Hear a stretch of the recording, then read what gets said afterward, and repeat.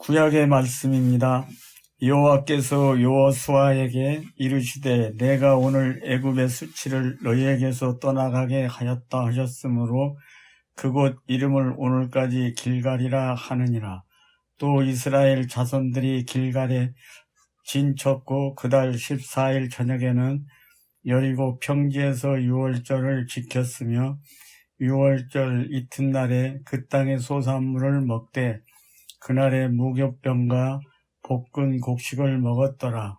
또 그 땅의 소산물을 먹은 다음 날에 만나가 그쳤으니 이스라엘 사람들이 다시는 만나를 얻지 못하였고 그 해에 가나안 땅의 소출을 먹었더라. 서신의 말씀입니다.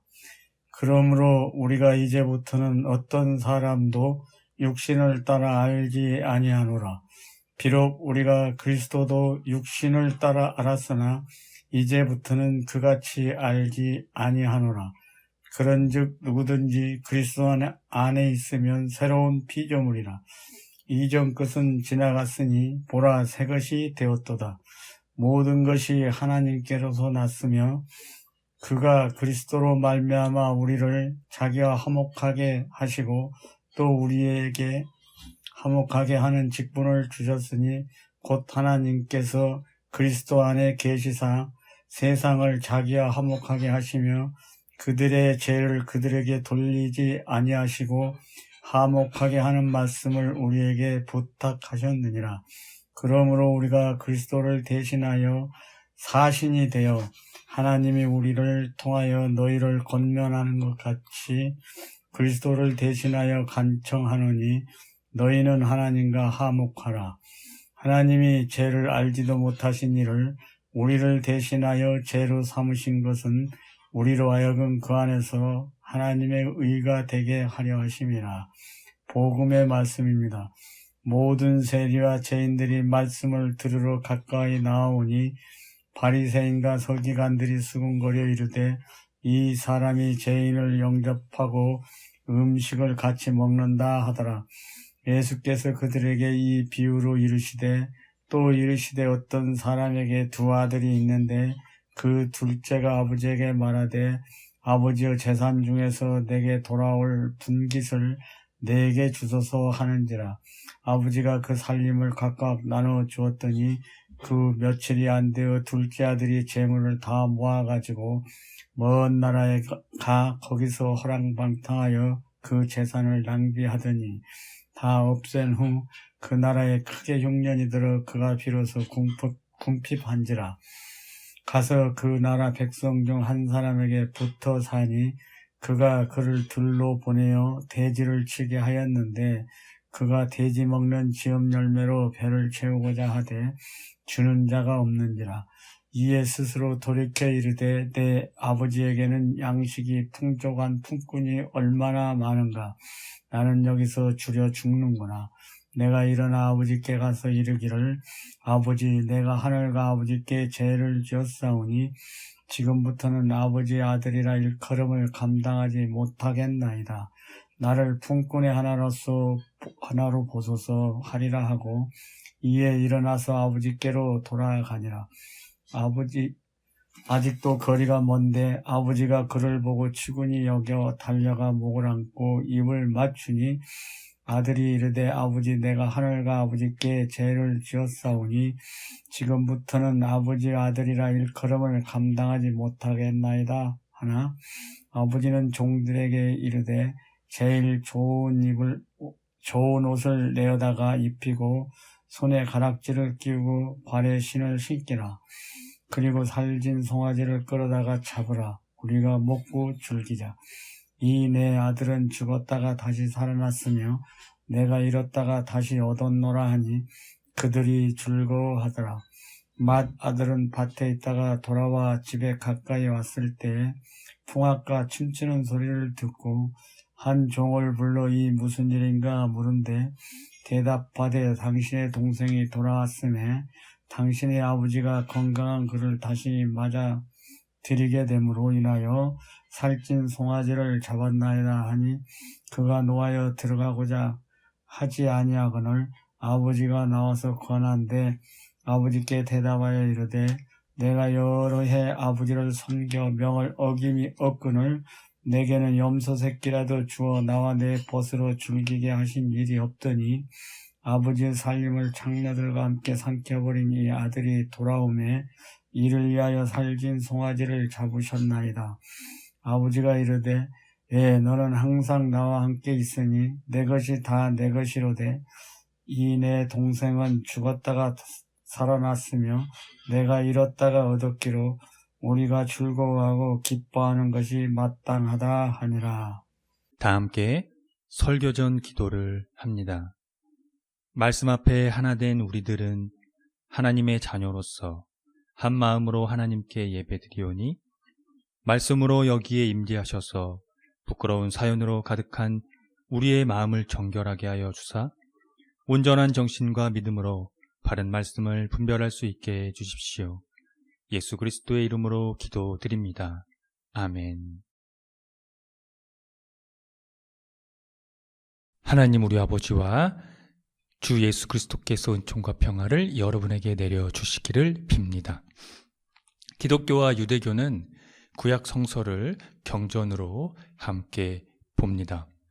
구약 성서만 놓고 본다면 신약적 연구와 해석이 비슷할 수는 있습니다. 그런데 유대교가 부정하는 신약 성서를 놓고 볼 때는 그 관점이 전혀 다른 차원이 됩니다. 신약 성서의 관점으로 볼 때 구약에서의 하나님의 구원 행위는 그리스도 안에서로 해석이 가능하기 때문입니다. 물론 구약의 모든 사건을 예수 그리스도로 해석할 수는 없습니다.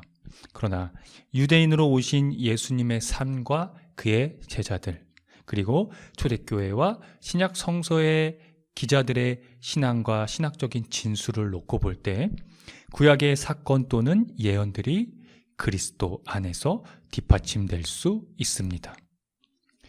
여러 관점에서 그 주제에 대해 얘기하고 해석할 수 있는데 오늘 본문을 토대로 하고자 하는 것은 바로 죄에 대한 문제입니다. 성서는 크게 보면 죄에 대해 다루고 있는 책입니다. 일반 사람들에게는 죄가 크게 다가오지 않을 수도 있지만 기독교에서 말하는 죄는 이 하나님과의 관계를 의미합니다.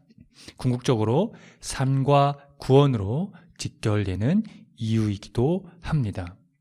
이스라엘의 역사에는 이 죄의 문제를 해결하기 위해 제사 제도가 있었습니다.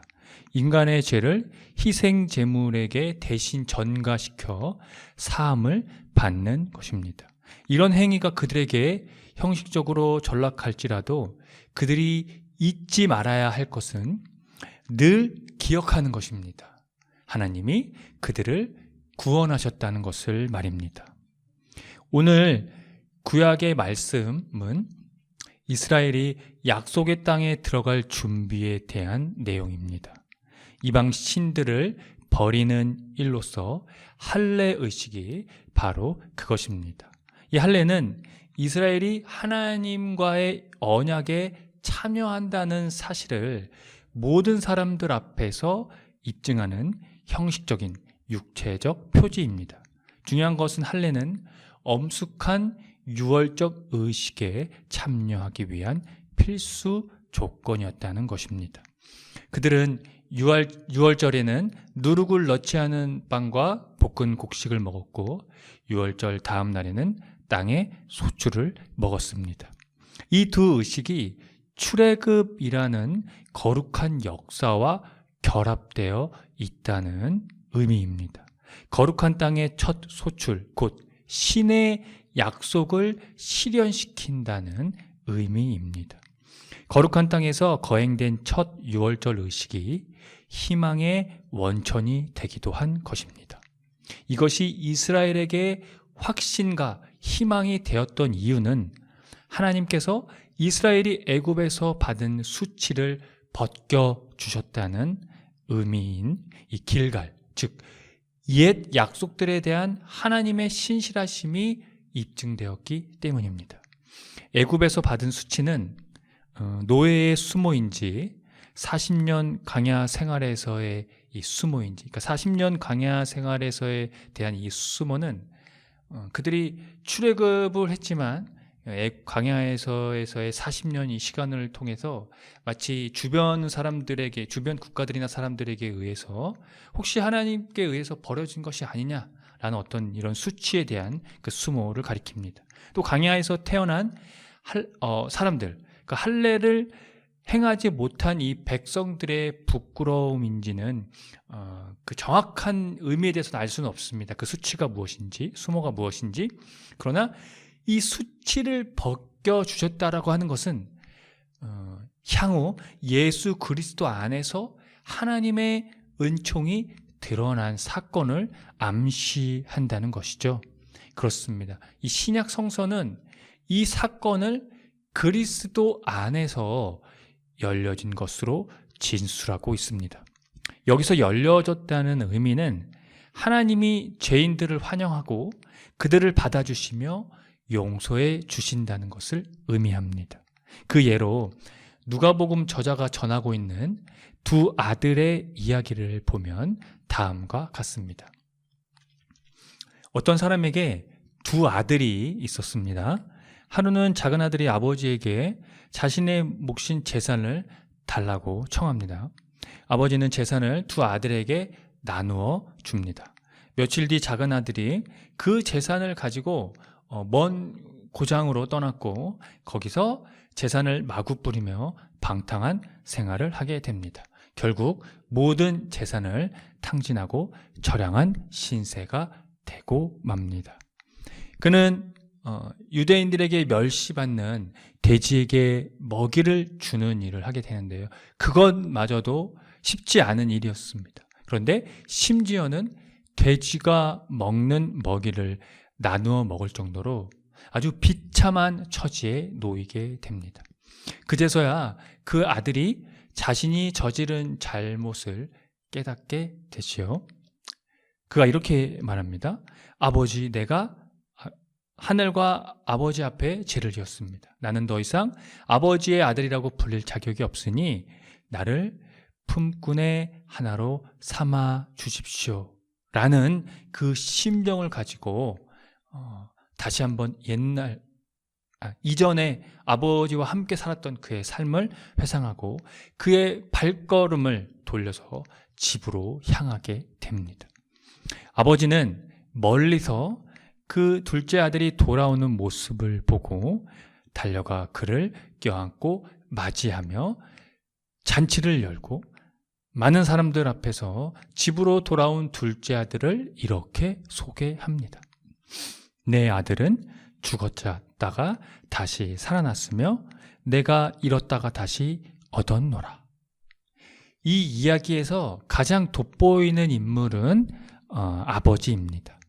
돌아온 아들에게 달려나가서 맞이하는 이 아버지의 비유는 윗사람은 너무 고귀해서 절대로 달리는 일이 없는 문화에서 아버지는 돌아온 아들을 보자 불이 나게 달려간다는 아버지의 과분한 환영이 이야기의 핵심입니다.